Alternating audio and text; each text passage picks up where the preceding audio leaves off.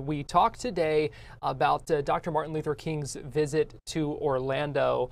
Just to set it up here before we get into that, Elizabeth, about where things stood in the civil rights movement in Orlando before Dr. King came here. I think that the civil rights kind of movement, the progress, there had been progress that was then stalled after the assassination of President Kennedy.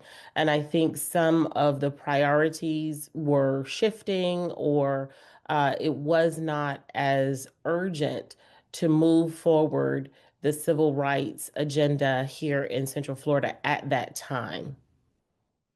And that was frustrating to some. And so, talk to us about how the visit came about. Who reached out to Dr. King, and the reasoning behind trying to get him to come here.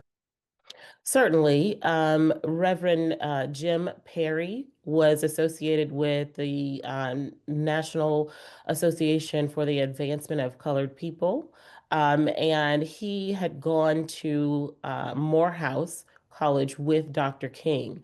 And so he decided that he would reach out to Dr. King to have him visit Central Florida, visit Orlando, and re energize, reinvigorate the civil rights movement here in the area, to meet with the mayor at the time, some also NAACP members, and advisors, community members, and kind of emphasize what the importance of the movement was, and how we should join together in advancing civil rights here in Orlando.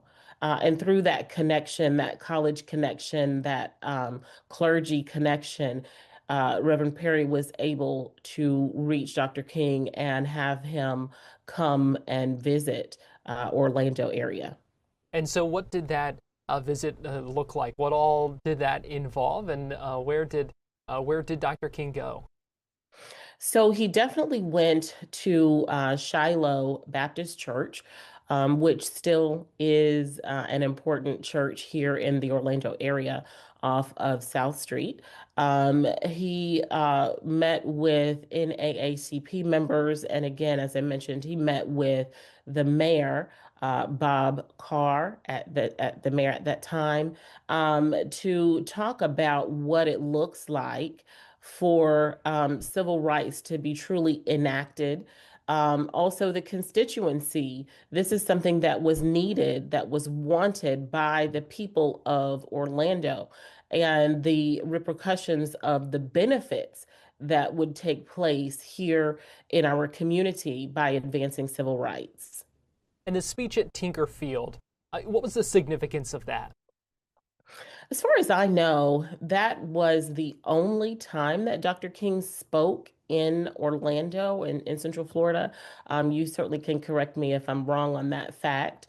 But it was important because you had a galvanizing figure like Dr. Martin Luther King Jr. to come to our area and talk on the mound of Tinker Field, which also, had some implications as far as segregation in the baseball and the sports arena.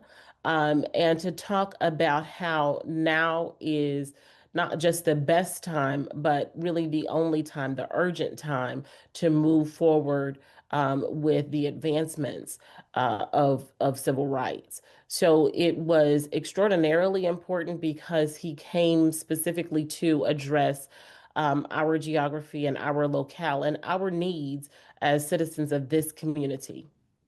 Our understanding is that there were some threats of violence ahead of that speech at Tinker Field as well.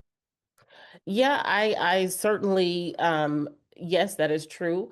I think what is an unfortunate thing to understand is that a lot of times, in advance of many speeches, in advance of civil rights or well-known, nationally known figures, there were always threats of violence and this kind of presence of danger. And that is what is partially so important is uh, that Dr. King faced that all the time, and that our local leaders faced that. You certainly have Harry Moore and Harriet Moore, who out of MIMS, who not just faced threats of violence, but were victims of violence. And so that was part of something that was inherent in that movement.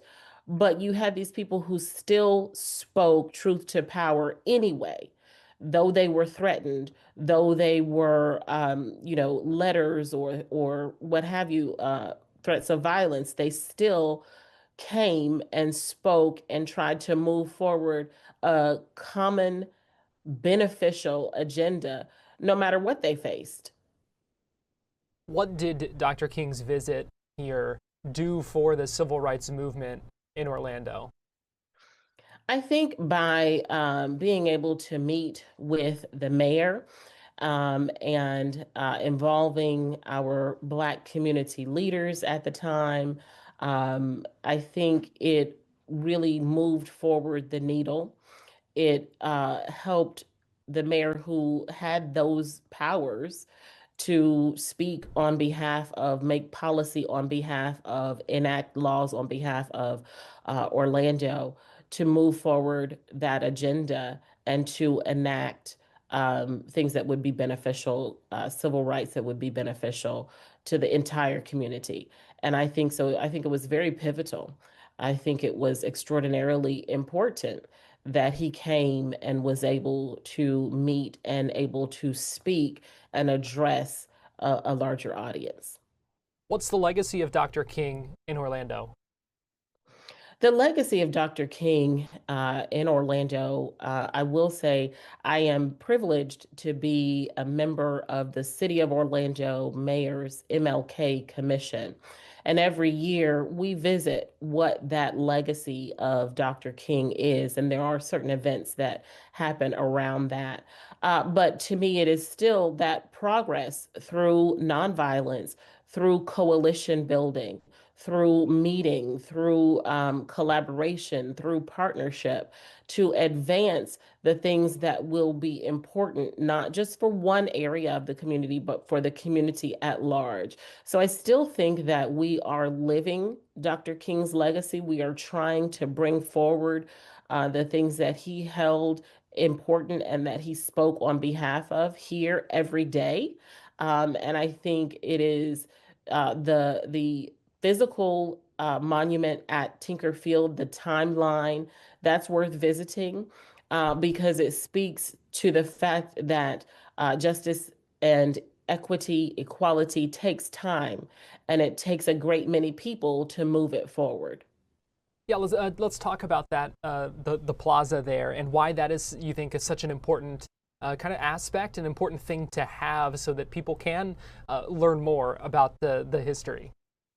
I'm a big proponent of physical and tangible reminders so that we are not having to rely on the spoken word or the stories that are passed down from one person to another. I certainly think storytelling has an important place, but to have a physical and tangible monument that anyone can go visit at any time is important because it makes the information accessible to everyone, whether you are here as a resident or visiting or attending an event over at Tinkerfield. It is important that that monument is there, that it is accessible to anyone at any time, so that if you're wanting the information, there's an easily accessible place for you to get it. And still things we can learn today. Absolutely. I think learning never stops, right? No matter how much we study and do research, we're always learning and hopefully using our knowledge for the betterment of our community. Elizabeth Grace, President and CEO of the Central Florida Urban League, we appreciate you joining us today. Thank you.